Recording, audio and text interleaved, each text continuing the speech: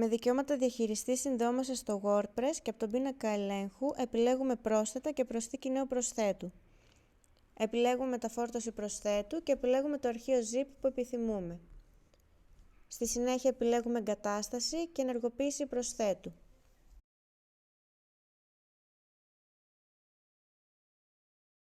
Από τον πίνακα ελέγχου μεταβαίνουμε στο στοιχείο της Web Expert και επιλέγουμε το πρόσθετο.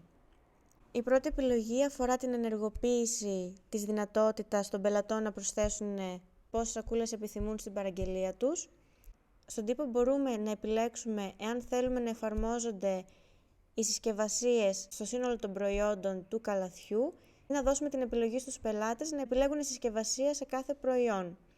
Εάν επιθυμούμε να φορολογήσουμε τη συσκευασία, επιλέγουμε την επόμενη επιλογή.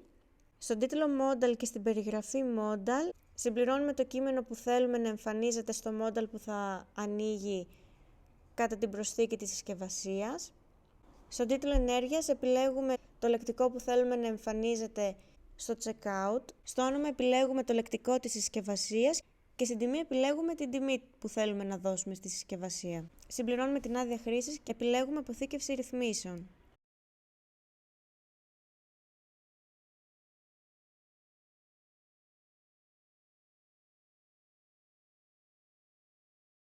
Παρακάτω βλέπουμε πώς λειτουργεί το πρόσθετο στο καλάθι και στο checkout.